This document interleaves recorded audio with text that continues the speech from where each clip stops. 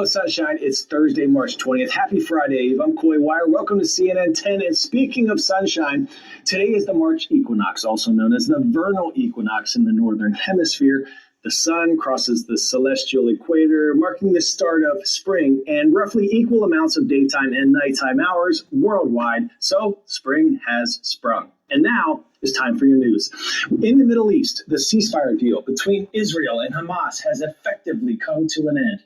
This week, Israel launched a series of attacks in Gaza, carrying out what it says were extensive strikes on Hamas targets.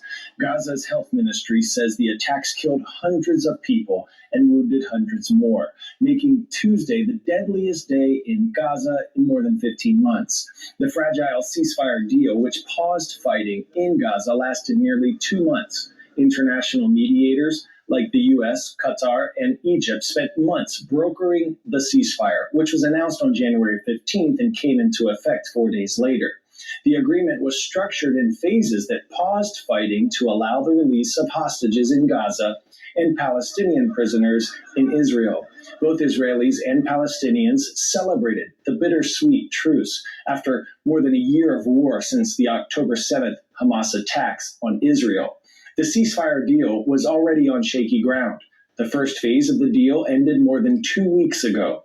Talks to reach a path forward to release remaining Israeli hostages and reach a permanent peace deal had stalled.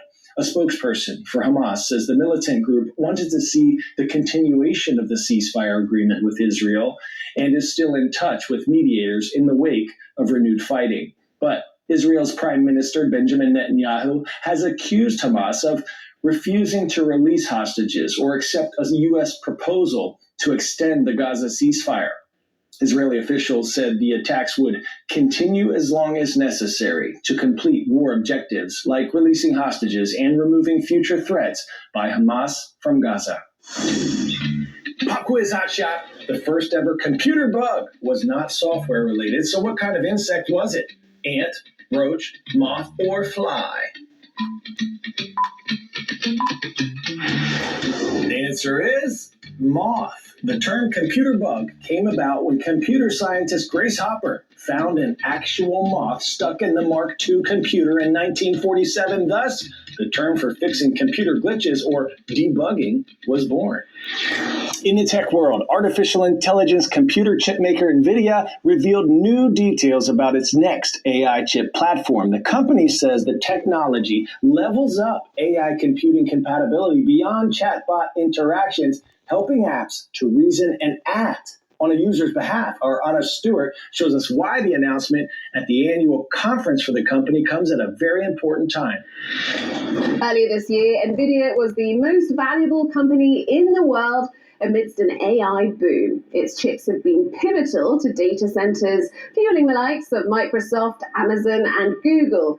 NVIDIA's share price, though, lost steam in recent weeks, sparked in part by the release of DeepSeek's latest reasoning model, R1, created in China at a fraction of the cost of comparable models. And really, it raised questions as to whether expensive hardware like NVIDIA's is really necessary. Well, in NVIDIA's annual conference, the CEO was keen to emphasize that the next waves of AI, like agentic or reasoning AI, and AI to power robots, will open new market opportunities for the company.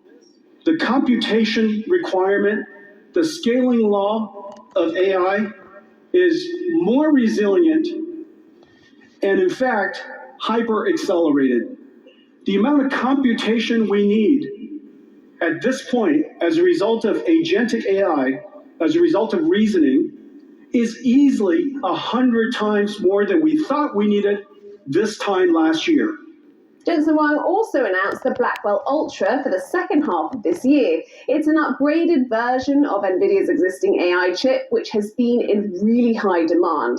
And plenty more to come. He teased ahead to even more advanced chips in the pipeline. Next year, a chip called Vera Rubin, named after the astronomer, followed by the Ultra Rubin for 2027. Plenty for investors to mull over. A conservation comeback worth commemorating. We are seeing a rebound in humpback whale populations, and it is an international ban on commercial whaling that's being credited for it. Humpback whales were nearly hunted to extinction during the 19th and 20th centuries, but today, the whales can be seen gathering off the coast of South Africa in supergroups of hundreds of whales. Watch as one photographer takes us out to sea for a first-hand look. A light fog hangs over South Africa's scenic Cape Peninsula on an early morning in December. For renowned photographer Chris Fellows and his wife and co-captain Monique, it's a picture-perfect start to the day. So we're trying to create exceptional images, and this morning we're very lucky. We've got a beautiful scene developing with tablecloth rolling over Table Mountain. First rays of light are just starting to kiss that iconic landmark, and it's looking pretty good. Just need to find the whales now.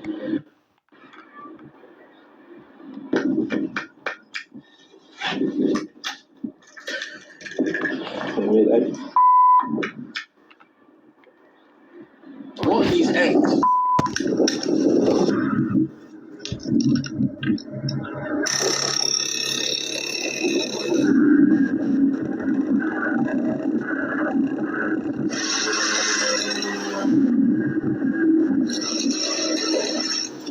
Oh, yes, They're searching specifically for the playful and acrobatic humpback. that's a young humpback whale. That's the species we're looking for. But it's more than one or two they're hoping to find. So early in the morning, we usually find ones and twos that then lead us to either a feeding area or are part of a structure that actually comes together and forms a supergroup. A so-called supergroup is when at least 20 individuals, often many more, are feeding close to each other. So these supergroups of whales have really only been around for probably the last 10 years or so. Before that, they were extremely difficult to find. And in recent times, as their population has started to recover, so we've ever increasingly started seeing big groups of these whales, which has been truly incredible. It's one of the great positive news stories on the ocean.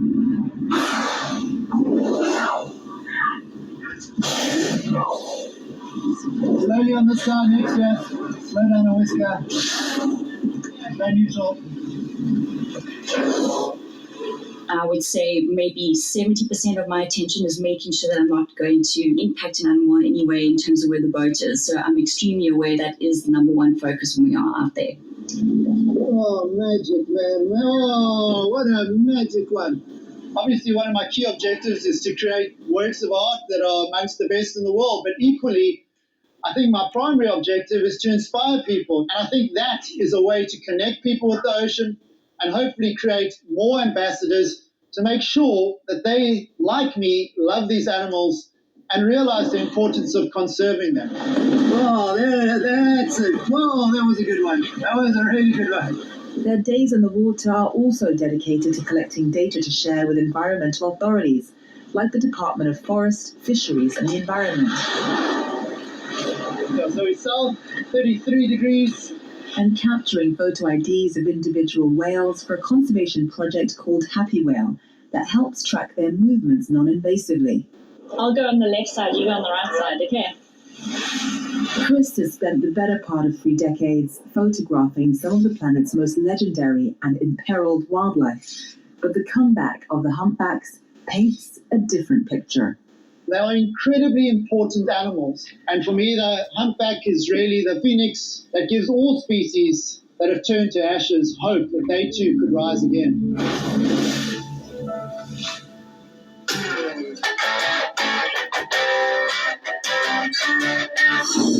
Today's story getting a 10 out of 10. People have totally redeemed themselves after giving a poor little fish a glow up. Turns out when the gelatinous blobfish was declared the world's ugliest animal back in 2013, ouch, it wasn't given a fair shake. The deep sea creature, you see, lives thousands of feet underwater, and it looks a lot less globular down there where water pressure is more than 100 times stronger than the air pressure we experience on land.